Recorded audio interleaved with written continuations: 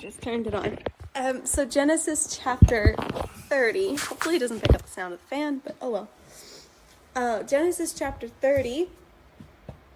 We left off verse 24 was where we stopped last week, whenever that was.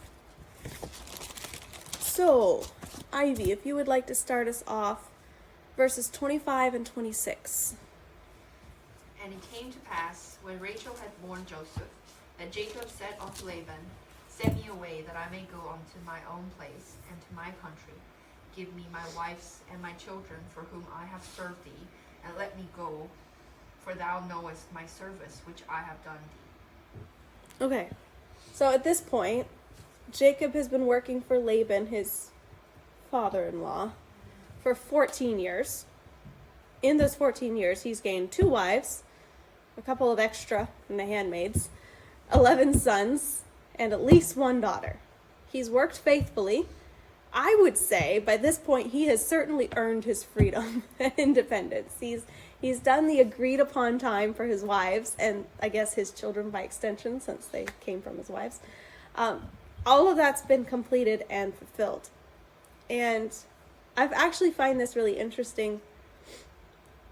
The language he uses, I just kind of find it funny, and we learn a lot about Laban's character in this chapter and the next. Well, mainly the next. That he wasn't the best to Jacob. But I find it interesting how Jacob says it, give me my wives, like they weren't his already. Like, give me my wives and my children. So I kind of, and I could be reading too much into it, but from the rest of what we see, I just feel like Laban was quite controlling.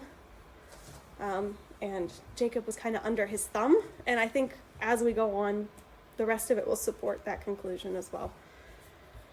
But he expresses his desire to return to his country. Jacob does. To my country. He's been away for 14 years. You could say, well, he's made a life for himself here. But no, he hasn't forgotten where he came from and that there's a promise waiting for him, right? It's time for him to come. It's time for him to return to the promised land and build something of his own there. This time was not meant to be permanent. He was still focused on the covenant promise. So he has this desire to go back. But verses 27 through 30, Dylan, if you could read that. 25 through 30? Mm-hmm. 27 through 30. And Laban said to him, Please stay, if I have found favor in your eyes, for I have learned by experience that the Lord has blessed me for your sake. Then he said, Name your wages, and I will give it. So Jacob said to him, You know how I have served you, and how your livestock has been with you. What you had before I came was little, and it has increased to a great amount. The Lord has blessed you since my coming, and now when shall I also provide for my own house? Okay, so Laban, of course, wants him to stay. He does not want Jacob to leave because under Jacob's oversight or whatever, the flocks and everything that Laban has just been blessed, and it keeps multiplying. And so it's kind of like if you have a cash cow, you don't want it to leave. You don't want that individual to leave. So he wants him to stay. And it says he knew this he knew that the Lord was blessing him for Jacob's sake. He knew by experience. And that just makes sense, right? Like he had seen firsthand that when Jacob was there, things were different. And I guess we could apply that to our lives today, that, hopefully others can see and experience the blessing of the Lord through us. Whether that's something spiritual, that they feel, or whether it's something more practical, like our workplace is blessed because we're a hard worker. Things like that. That others can experience the blessing of the Lord through us. So you could look at it like this and apply it to our lives. But the literal meaning or words that are used here in the Hebrew are, Laban said, I have learned by divination. So that obviously lends a different perspective to it. And we know that Laban was not a god, as in Yahweh, was not a God-fearing man. We know that he had idols and all that sort of thing. But obviously he practiced divination or soothsaying or whatever you want to call it as well. And so if he's being blessed, I guess he would have performed some kind of ritual to determine the source of his blessing. And his divination showed him that it was coming through Jacob from the Lord. So, kind of an interesting thing there. But Laban, he didn't want to lose the blessing. And he's a classic example of, I think we probably all know someone like this, or at least the type of this. Someone that wants the blessings of God, but doesn't want the God who blesses, right? And lots of people are like that. Like, if God will bless them financially, yeah, great. Yeah, I want that. If he'll work a miracle for them, yeah, of course, I want that. But not necessarily the commitment of serving God and God alone. And so Laban, because of this kind of attitude, he had no problem taking advantage of Jacob. And we might see that as well in people that want the blessing. There's some people that take advantage of Christians because they don't fight back like others perhaps, or shouldn't. Maybe sometimes they do, but Jacob put up with a lot. And as I look at Jacob's story, so we're kind of getting ahead of ourselves here, but his wages were changed 10 times. And not in the good way, like not getting raises.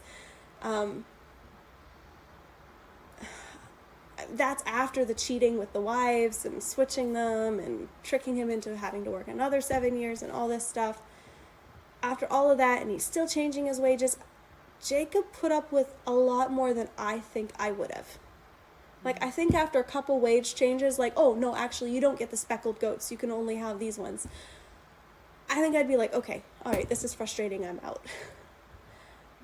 I don't know. Of course, I'm not in this situation. I just know myself. I would be annoyed. But he doesn't fight back. He doesn't get angry or do something that's going to ruin the relationship completely at this point. But he does plan for escape. And again, I thought that was a kind of an interesting thing to pull out from modern day, because it's like, what do we do when we're in situations where we're dealing with a family member that is mistreating us in some way or taking advantage of us in some way, or again, in a workplace with a boss that's just nasty? What do? As Christians, we don't take revenge. We don't fight back. We don't get nasty back. But that doesn't mean we are stuck in the situation. Because Jacob begins making plans to get out of there. And so we have that recourse as well. It's not, you don't have to stay at the job. You don't have to continue to be close with that family member. So we have those options. Jacob was hesitant to stay and work because, again, there's this unhealthy dynamic here, and Laban's not the best person to work for. He wants to get home. But also on Jacob's mind is he wants to provide for his family. If he leaves right away, he has nothing except for 12 kids and 4 wives and servants to provide for. He has no flocks. He has nothing, right? He's poor. I mean, and he's got a long journey home before he can access his inheritance, if that's an option. He has no idea what's waiting for him at home. So he wants to be able to provide for his family. Again, an admirable thing. And up to this point, all he's been doing is providing for Laban's family and Laban's house. And so again, I was thinking, that could apply to modern day scenarios as well. Not in the sense of employment necessarily, although I suppose you could take this as evidence for self-employment. I don't know. But I was thinking more along the lines of people who, a lot of people, they send wages back home to family, right? Which is absolutely fine. But I've also seen that where that gets out of control and the family becomes very entitled. And they just expect everything provided. And if it comes to a point of interfering for providing for your own family, your own children, well, there's an issue, right? So if you ever face that situation, I suppose Jacob might be a good example to pull from. Because we have that God-given mandate to provide for our family. So let's go to verses 31 through 36, Squadron. And he said, "What shall I give you?" And Jacob said, "You shall not give me anything. If you will do this thing for me, I will again feed and keep your flock. I will pass through all your flock today, removing from thence all the speckled and spotted cattle, the brown cattle among the sheep, and the spotted and speckled among the goats. And of such shall be my hire. So shall my righteousness answer for me in time to come, when it shall come for my hire before your face. Every one that is not speckled and spotted among the goats, and brown among the sheep, that shall be counted stolen with me. And Laban said, Behold, I would it might be according to your word. And he removed that day the he goats that were stripped with bands and spotted, and all the she goats that were speckled and spotted, and every one that had some white in it, and all the brown among the sheep, and he gave them into the hands of his sons. And he sent 3 days' journey between himself and Jacob. And Jacob fed the rest of Laban's flocks. Okay. So once again, they're negotiating wages to convince Jacob to stay. So Jacob's going to take the opportunity to not just be paid a wage, not just, receive something, but actually further his own goal of building his own wealth and his own flock. And so he makes this proposal, right, that certain of the flock would become his. And he presents it as his idea here, but once we get to it in chapter 31, we'll find that God has actually appeared to him in a dream and showed him a dream or a vision of these speckled and spotted goats being separated. So the idea did not originate with him. It did come from God, and Jacob proposed it here. So the plan is, just to kind of recap, Jacob would continue to care for Laban's flocks, but any that were multicolored in some way would be his, and the flocks would be kept separate so that at any point Laban could come and check, right? And if in Jacob's flock there was solid colored ones, he would know that Jacob had stolen from him. So it was very obvious, and so this was it was a fair agreement in many ways, because obviously they're easily distinguishable at any point. He can come and check, and it's like, how they spray paint the sheep here. I was researching that today, all the reasons they spray paint the sheep here. But obviously one of the big ones is when they're sharing the land, to know whose sheep is whose. So it's like the permanent spray paint. Sheep are yellow, have Yeah. bad liver.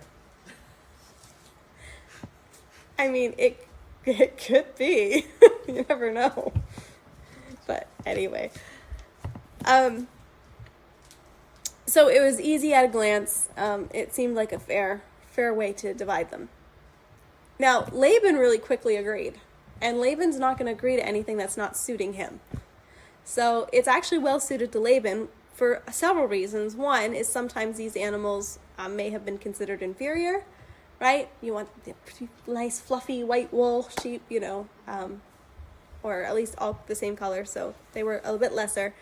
And also the odds were in Laban's favor, because once the speckled and the spotted and all those ones are separated out, and you have, let's say, I'm just using the sheep for example, they're all white sheep. Well, what's probably going to happen is they're going to produce white sheep. Generally, that's how genetic works, right? And so it's kind of like, it's not going to hurt his flock any. It's an initial investment to give these sheep to Jacob, but it's not like it's going to hurt his flock going forward. And Jacob's not going to continue to benefit from Laban. And obviously Jacob's continuing to do the work, and so God will continue to bless, is the assumption. So they agree, the flocks are separated. However, of course, if there's any way that you can encourage or make solid colored sheep have spotted lambs, that's going to be to Jacob's benefit. So that's where we come to verses 37 all the way through 43. Ivy.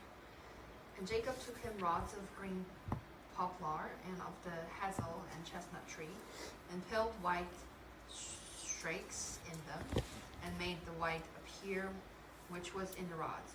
And he set the rods which he had peeled before the flocks in the gutters, in the watering troughs when the flocks came to drink, that they should conceive when they came to drink. And the flock conceived before the rods, and brought forth cattle ring-strapped, speckled, and spotted.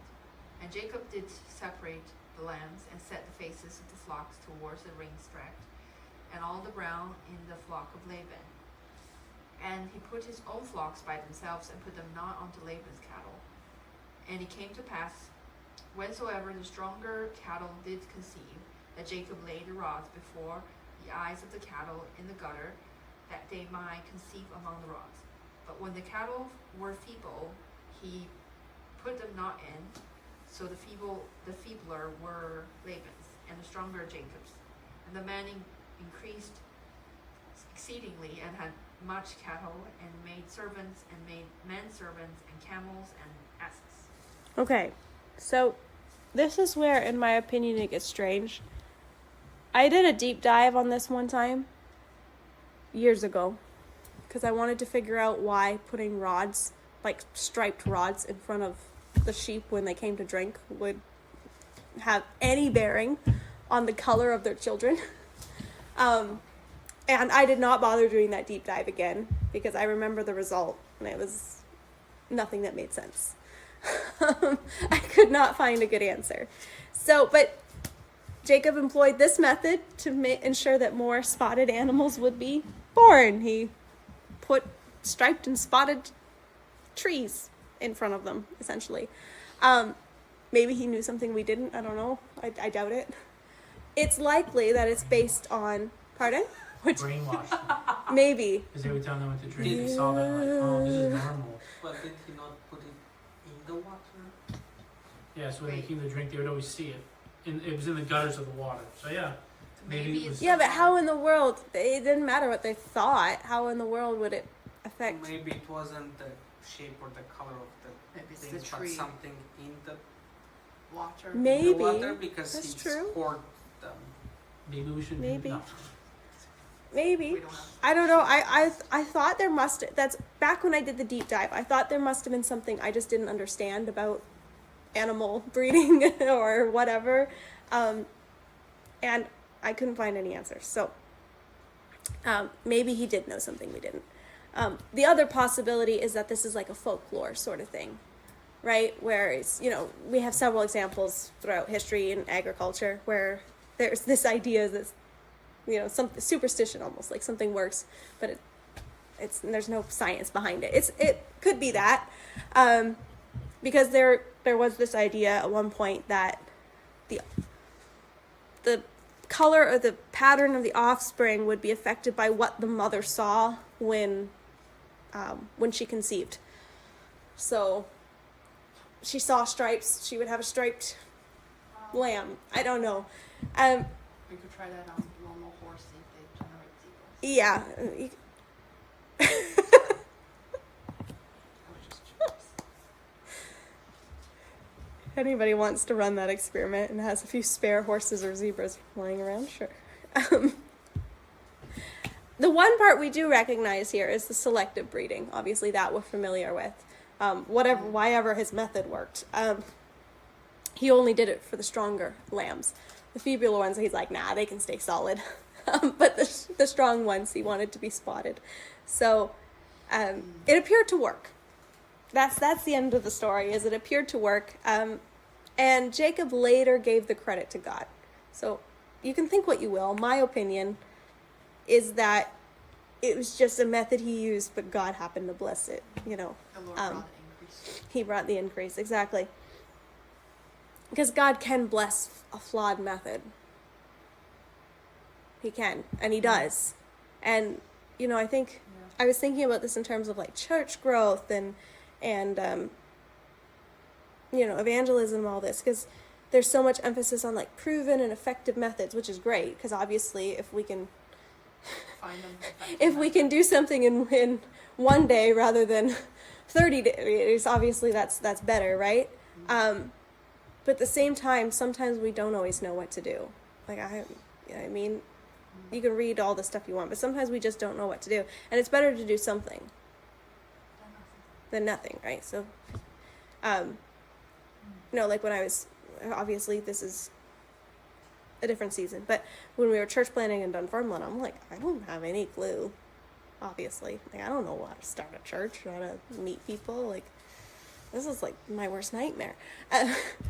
But I know that when my parents had started churches, like they always passed out flyers, passed out tracts, and I knew to do that, and I knew that studies showed it wasn't very effective. But like I didn't know what else to do, so why not do that? And I just believe that if God could use it, God could bless it, even if it was a flawed method, that He could still, if not there, could bring that around somewhere else and bless it. And I still believe that, even though things in Dunfermline didn't go necessarily the way we wanted to. I still believe it's better to do something than nothing. So I guess Jacob did something. And God blessed it. And you could also look at it like this. God blessed Jacob not because of his goodness, not because of his worthiness, but because of the covenant. Ultimately, that's what it was about. Amen.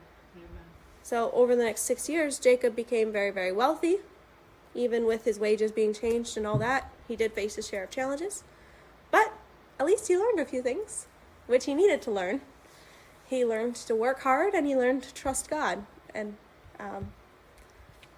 not deception.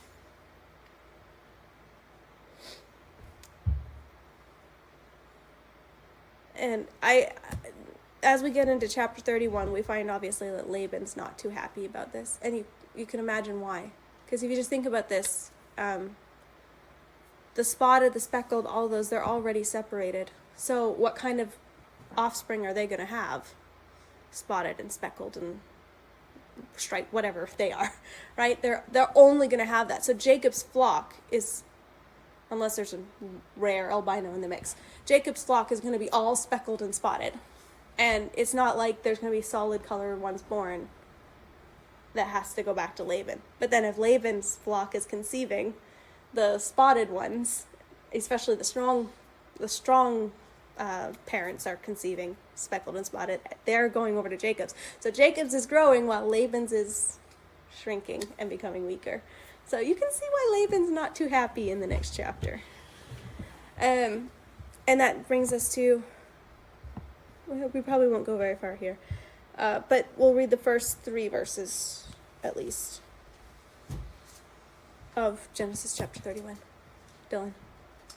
Now Jacob heard the words of Laban's son, saying, Jacob has taken away all that was our father's, and from what was our father's he's acquired all this wealth. Jacob saw the countenance of Laban, indeed it was not favorable toward him as before. Then the Lord said to Jacob, return to the land of your fathers and to your family, and I will be with you. Okay. So, there is often a pattern, just diverging from the story slightly here. There's often a pattern in how the Lord speaks to us about a change coming into our lives or something He wants us to do. And Jacob is a good example of how this all works together. We can actually trace this progression in Jacob's life. And I'm not saying it's like a foolproof thing, but these elements are pretty common. So first of all, back in chapter 31 we saw this, an internal desire. Often when God speaks to us about His will, it's not, I want you to go to Africa. You know, it's more like, or whatever. But it's more like there's something inside of us that has a longing and a desire to do something. And so Jacob had that. And he didn't act on it right away. It's been 6 years, right? But he had a desire, I need to go home. I need to go back to the promised land. I need to go to the place that God has promised me, to my family. And so he has an internal desire. And God will use our desires to speak to us. You know, it's not always this complicated thing. That doesn't mean every single desire we have is God's will, but often He uses that to speak to us. And then the second thing is right here in chapter 31, external circumstances. Now it's not just an internal desire, but things around Jacob are changing to make it uncomfortable for him to stay where he is. And I've observed this in my own life. And then I heard somebody, I was like David Bernard talking about it or something. I'm like, oh, it's not original, rats. Anyway, but talking about during transition periods in life where God is moving you from one season to another, that there's often, and he was meaning this in terms of ministry, but I'm sure it applies elsewhere, that there's often this discomfort period where it's like almost disgruntled. And you can't like act on it and be all mean and everything in those periods, but I've experienced that, like, when God was moving me here, and then even moving into pastoring, there was this period of time where it was just like, things didn't feel right. Like, it was just like, I would see everything, and I would see what was wrong, and I would, like, it was just like there was this discomfort with the way that things were. And then there was external circumstances that kind of forced things along. So Jacob has that. Obviously, he is not feeling quite so welcome, because now his in-laws are talking about him.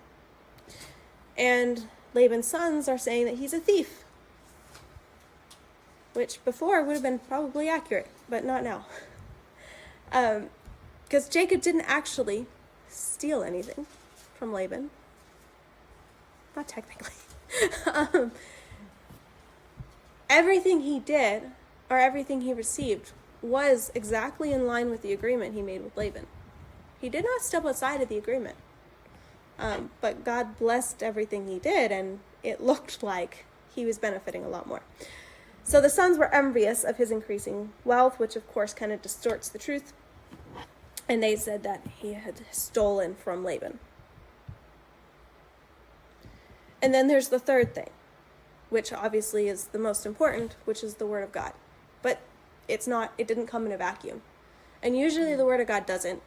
Usually God doesn't just speak in, like, out of the blue. I suppose maybe he does. I don't know. I've just never experienced it, or know of anyone that experienced it. Usually God's not like, I'm going to send you to such and such a place just out of the blue. Usually it starts with, no, there's a desire to do something for God. Maybe there's external circumstances. Okay, there's a transition coming in my life. There's a move. There's a shift in purpose, whatever it is. Usually those things come along with it. But this is the important one, because it's obviously the clearest. The Lord said to Jacob, return to the land of your fathers and to your family. And there's a promise with it. I will be with you. And that's the other thing to remember, is Jacob going home, even though his in-laws were unpleasant at this point, and his father-in-law was cheating him and treating him like a slave. Going home was not the easy way out. It was just the more unknown. Because he's going to go home. Esau could be waiting at the end, about to chop his head off. Like, he has no idea what's going on. He's been away for 20 years. And he's got major unfinished business. So it is never the easy way out. Following God's will is never the easy way out of a situation. It has its own set of challenges.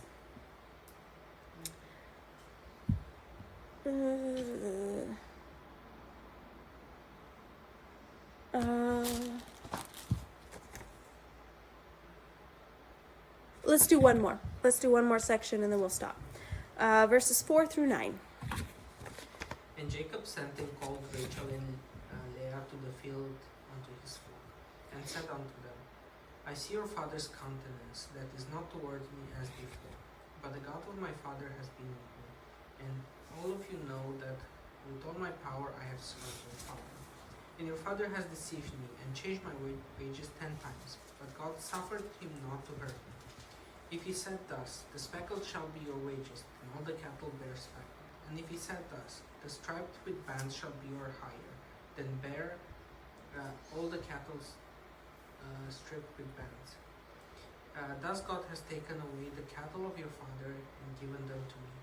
So this kind of goes back to prove that point, that it kind of seems like Jacob was being very intentional in his actions, but in reality it was the blessings of God, because Laban was constantly changing it, and then whatever he said, that's what happened. So there's those three elements of God speaking, right? There's internal desire, external circumstances, the Word of God. All those things are great. If you have all three of those, that's pretty big confirmation. But then there's also the important step of counseling with others, especially those close to you, in this case, Jacob's wives. It would be a very bad idea for him not to discuss that kind of a move with his spouse. Usually goes down very badly to try to make that decision on his own. Because he's asking them as well to leave everything they've ever known, right? Their people, their home. And we'll find that they're very supportive of the idea. and are all for it. But it's here we really find out, because at this point we haven't seen it fully, although we've talked about it. We really see that description of how Laban has cheated him. And even in that, God was with him and God blessed him. But this is where the change in Jacob begins to occur, because he has a confidence, and even just his language is different, but he has a confidence that he's innocent before God, that he has done right, and that God is the reason he's blessed. It's not been his own controlling of the situation or manipulation, right? And and his wives were witness to it. He's, telling them, you know it just as well as I do. And this is where all that Jacob did came back to bite him, right? All the deception that he caused and that he did to others, now he's been under it. So when he's going home, he's going to go home a very different person, and obviously there's more things that are going to happen to him along the way. But that's the process of working things out. He had to suffer some things to understand how to be his own life, and how to handle his own life righteously. So I know that's kind of an odd place to stop, but regardless, we'll stop there, and then next week we'll get into that journey home. Yeah. Let's go in home.